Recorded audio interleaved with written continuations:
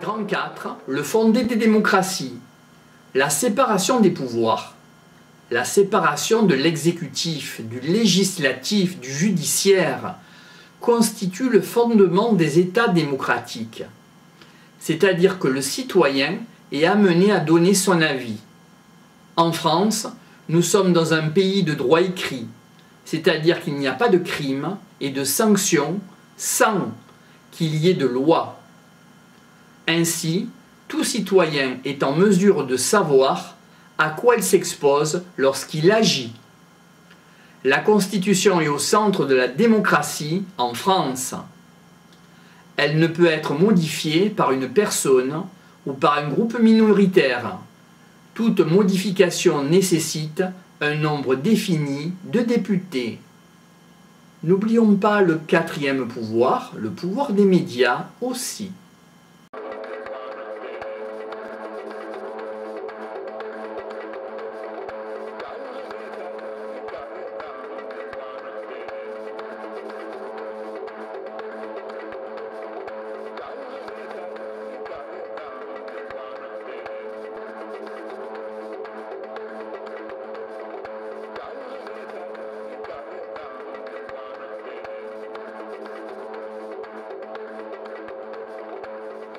« 41. Le droit. 41. Le droit objectif. Grand A. Définition. Ensemble de règles, de droits auxquels sont soumises les personnes vivant dans une société. Grand B. Les caractéristiques de la règle de droit. Petit a. Objet de la règle de droit. L'objet de la règle de droit est d'établir un ordre social et de répondre à un besoin de sécurité et de justice. Pour cela, elle crée des interdictions et des obligations. Petit b, la règle est publique. La loi, qu'elle soit écrite, coutumière ou contractuelle, a pour but d'être appliquée. Selon l'adage, nul n'est censé ignorer la loi. Cependant, aujourd'hui, le nombre des lois est trop vaste, qui pourrait connaître une seule personne ayant mis en place des moyens d'information sur la loi qui a pour but de répondre aux questions de tout citoyen. Petit c, distinction entre règles de droit, règles morales et règles religieuses ou philosophiques. Petit c, la règle de droit. La règle de droit a pour but de mettre en place le fonctionnement des individus dans une société. C2. La règle morale. La règle morale est personnelle. Elle n'est pas écrite. C'est un peu impact. Elle tend à la perfection et l'épanouissement de la personne. C3. La règle religieuse ou philosophique. La règle religieuse est destinée au salut de la personne. Le salut de l'âme, pourquoi pas celui de l'esprit. Les règles religieuses sont le plus souvent écrites. De par leur ancienneté, ce sont elles qui ont fondé les premières règles de société anciennes. C3.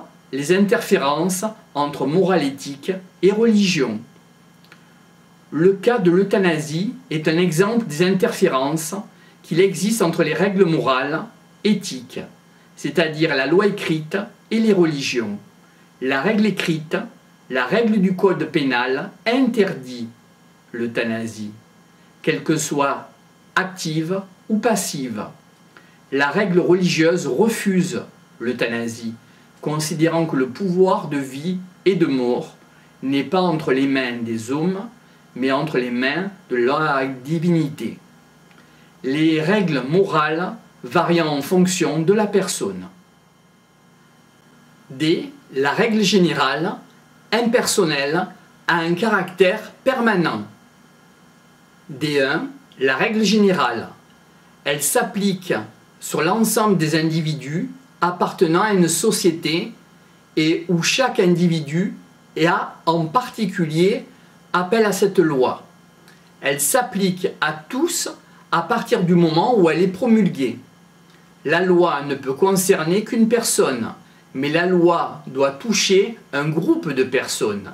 Exemple, législation sur les droits et devoirs des locataires et les droits et devoirs des propriétaires, entre autres. La loi générale est impersonnelle, cependant, et elle s'applique ou peut s'appliquer au statut de la personne, exemple, législation sur le statut du président de la République. La loi française s'applique sur l'ensemble du territoire français, mais aussi sur tout citoyen français commettant une faute à l'étranger. D2.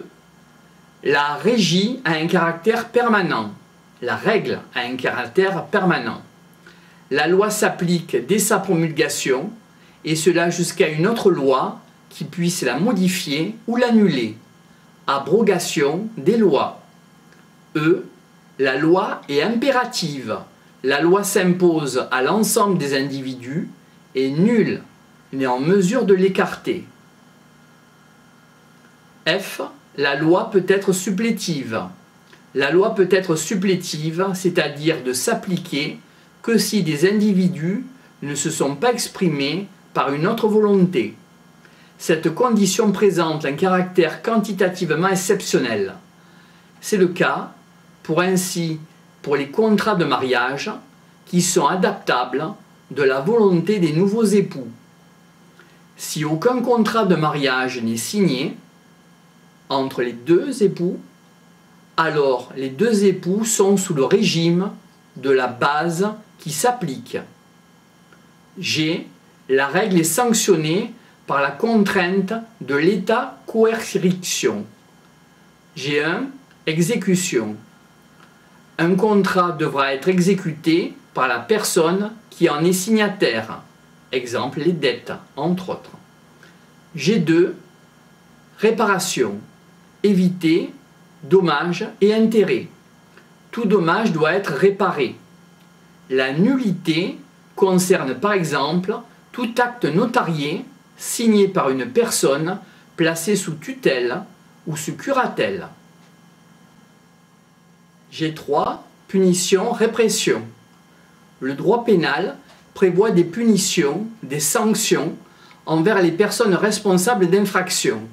Les vertus de la punition sont dissuader d'autres personnels de réaliser les mêmes actes, caractère dissuasif de la loi. Punir.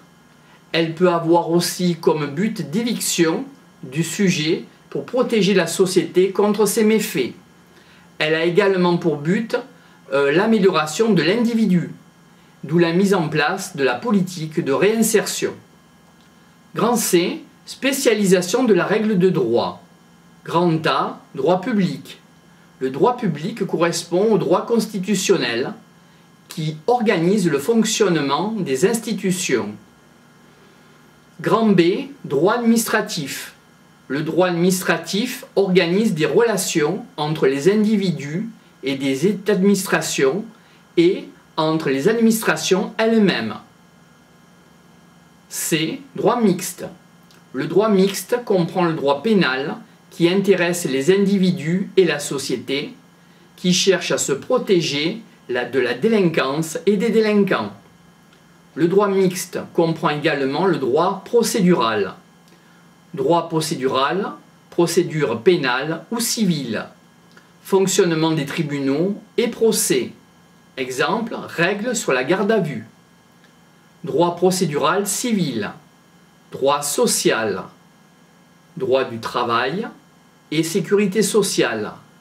Ce droit social s'intéresse aux relations entre employés et salariés. Il s'intéresse aussi également au financement de la sécurité sociale et aux prestations de la sécurité sociale.